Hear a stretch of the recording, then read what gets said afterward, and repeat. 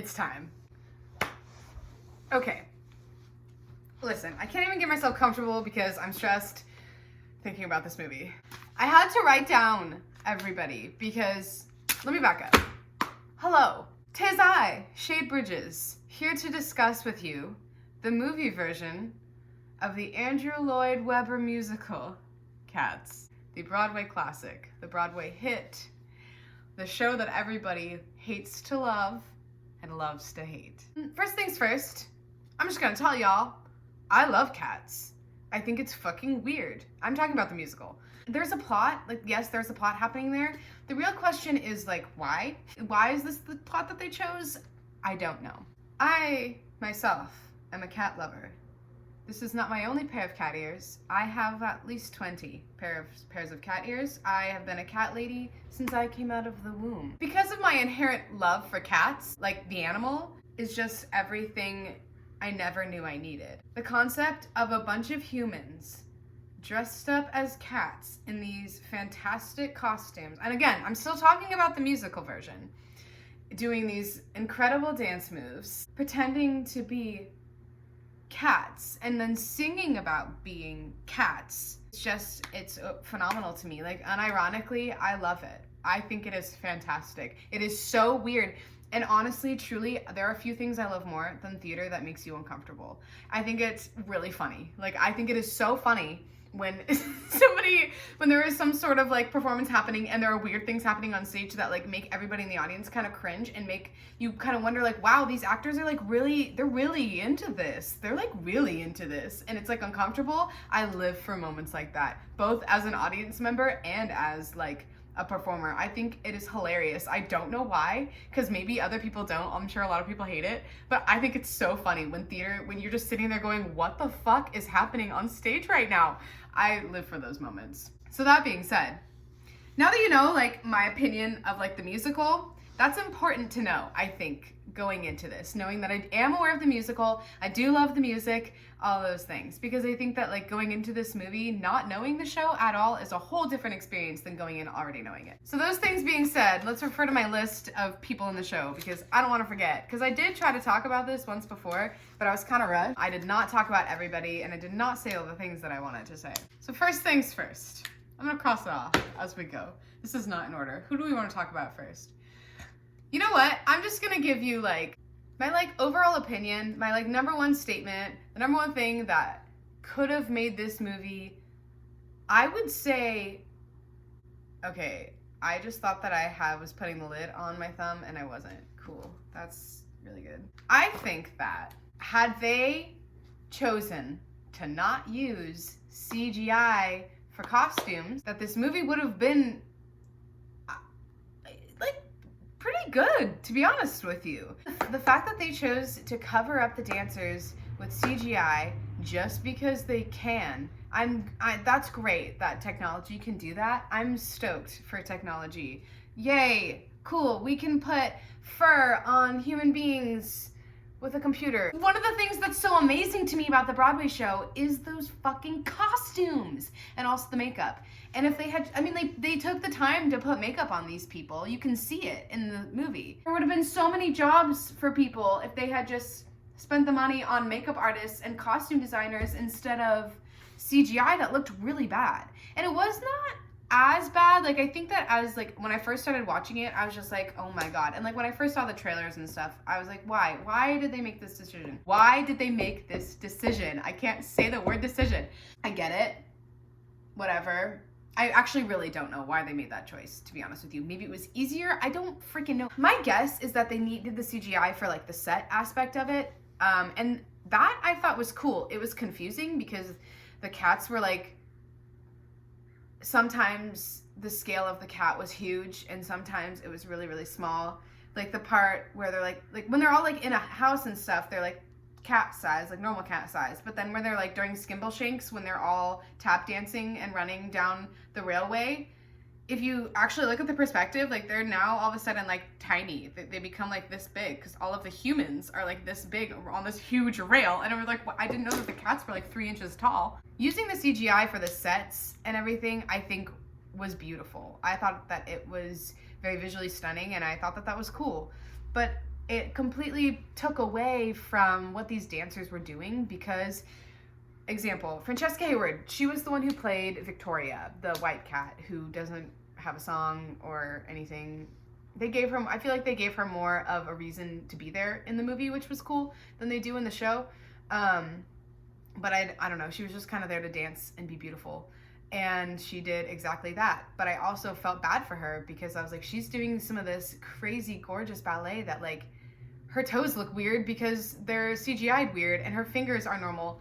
And, like, that was the thing is, it would be, like, all cat and then, like, pointed toe, but it was a freaking actual toe. My socks actually have cats on them, and that was not planned. What do they say? California roll. Anyways, yeah, so, like, I felt bad for her. I truly feel bad for actually all of the actors in the movie because I don't think they knew. Like, I don't think they knew it was gonna end up looking like that because I don't think that a lot of these people would have signed on to this project or given the performances that they did because truly, I thought the acting was wonderful. I thought everybody's performance was like, they were all so truly in it, and though the plot is a mindfuck and there kind of isn't a plot, I thought that they did a really good job of giving actual emotion to what little story there is.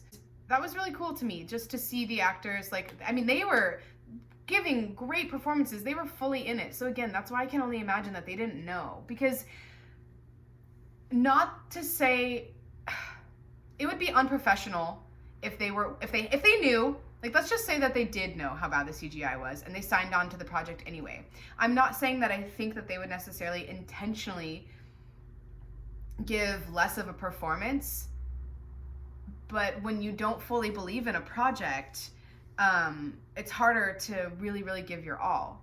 And so, oh, my phone's gonna die. So I imagine that all these people really fully believed in what they were doing, and I feel bad for them because I don't think that they knew, truly. Moving on, I want to talk about something that really bothered me, which was bringing in a lot of these big name celebrities. Of course they're gonna do that. That's what Hollywood does. They do it with the live musicals that they put on TV. They do it with every movie musical ever. That's just what they do. It's how they get people to come see them. That's the way it is. It's shitty, in my opinion, because I think we could be really highlighting some really talented people. But yeah, it is what happens. Jennifer Hudson as Grizabella was fantastic. She vocally killed it. I'm pretty sure she was singing live, and it was amazing to watch her sing. I am so fascinated by watching the way that singers move their mouths and their throat and their jaw because I sing and I observe those things, and watching Jennifer Hudson was just like that close up was actually kind of cool. However, here's the thing that bothered me. For every shot of her, she was crying. And, like, yeah, we all snot a little when we cry. It happens. It's bodily function. But for some reason, it was constant. There was the entire movie. There were just streams of snot coming down her nose. And there would be times where there wasn't even tears in her eyes in the shot. But there was just snot coming out of her nose. Like, it wouldn't stop. And I was just like, oh my God. I felt like, I felt bad. I was like, somebody needs to go wipe her nose for her. Like, genuinely. Like, that's so, I don't know. That distracted me from what she was doing a lot of the time. And Grizabella as a character kind of annoys me, so there's that. But I think that with what she was given, I think she did a really good job. Sorry, I'm like clicking this pen. I should put it down because I keep fidgeting. Taylor Swift. Listen, I used to be like what they call a Swiftie. I used to be really into Taylor Swift. Like, really into Taylor Swift. She kind of lost me a few albums ago when she started getting, like, really weirdly poppy, and I just didn't like it. And I don't know. I just kind of fell off that Taylor Swift train a while ago. So watching the movie, I was, like, waiting. I was waiting for Taylor Swift the whole time. She doesn't show up until, like, the movie's almost over. And she comes in and sings McCavity, which is one of my favorite songs. And it's the one that goes, McCavity, McCavity, there's no one like McCavity. But Taylor Swift is not a musical theater singer at all. Jennifer Hudson doesn't sing musical theater on a regular basis, but homegirl she's trained. She knows what the fuck she's doing. Taylor Swift is a bad pop singer. She's not horrible, but she's not good. She's not great. And the way she was singing it was very like breathy and weird, and like she was trying really hard to be sexy. And Bombalurina is supposed to be, but Taylor Swift just isn't, in my opinion. And so it came off as awkward and cringy, and I did not like her in it. And then she just like wasn't there. It was just like, what? Taylor Swift wasn't there! I don't know, it was just weird. It was just very weird. Her appearance, her everything, her like just awkward moves. She's very like, it just felt like I was watching a Taylor Swift concert. Like the way that she was moving was the same way she does it in concert. I know, I've seen it. And it was just cringy. That's the only way I can describe it. Kind of the same thing with Rebel Wilson. Rebel Wilson was just like, one of my friends put it this way. It wasn't just like you were watching Rebel Wilson be Rebel Wilson like she is in like, let's say, Pitch Perfect. She's very just being Rebel Wilson. Her funny one-liners, we love it. Live for it. Love Rebel Wilson. She's great. Think she's awesome.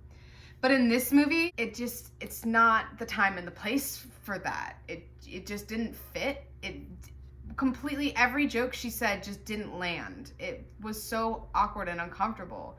And it felt like Rebel Wilson trying to be a cat. It wasn't, and it like, yeah, obviously it was Rebel Wilson being a cat, but it was Rebel Wilson being a cat. You know what I mean? Like she was not just being a cat, she was being a character as a cat. I hope that makes sense. And so that, I think, made it really annoying and just kind of like, I didn't need your one-liner right there. That was like just uncomfortable. And her like licking herself, it wasn't funny. It was just like, oh, yikes. I hope you got money for this. Yikes. James Corden was fine. He was there. He was James Corden. He was just happy and was himself. Whatever. It's fine. That happened. Idris Elba as, I don't know if I'm pronouncing that right. I'm sorry. As McCavity was super fucking creepy. And the part where he okay, for some reason him and Judi Dench as Old Deuteronomy wear fur coats. They're cats wearing fur coats. Isn't that like a form of like cannibalism? Does cannibalism only apply to humans, or does it apply to anything that's eating its own kind? That's not eating your own kind. But like wearing a cat's fur coat as a coat. And then the creepy thing is, McCavity takes it off at one point, and you're like, whoa. And I don't know, I do not understand why he kept popping up there at the movie and like stealing people and putting them on a boat. When does that happen in the musical? Like, am I just, did that just go over my head? Am I just unaware of that part being in the musical and I'm supposed to get the connection? Or did they make that up for the movie? Because literally what? Because they would like sprinkle or like, they would like puff away in a puff of glitter and then be on a boat together. And so then you just see all these celebrities laying on this CGI boat in their CGI cat costumes saying awkward one-liners, and it was just uncomfortable. Ian McKellen, it was great, and watching Ian McKellen drink out of a bowl was something I did not know I needed in my life, but I'm glad that I witnessed that. Jason Derulo as Rum Tum Tugger honestly pissed me off. Because Rum Tum Tugger is such a bop. That's like everybody's favorite song. It's everybody's favorite cat. He's the cat that likes to fuck, and he's supposed to be hot. I was not turned on by Jason Derulo. I was half waiting for him to come out and just sing Jason Derulo before he started singing. My main issue with Jason Derulo was not so much that it was Jason Derulo. I mean, like, kind of, yeah, that in and of itself was pretty much the problem, because he didn't enunciate anything he sang. And yes, I know, I'm a musical theater person. Of course I'm saying that. That's the way that I'm trained. But if you're gonna do a musical, even if you try to like, if you're gonna modernize the musical, modernize all of it.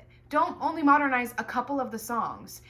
And Rum Tum Tugger is a song that they chose to modernize because Jason Derulo was singing it.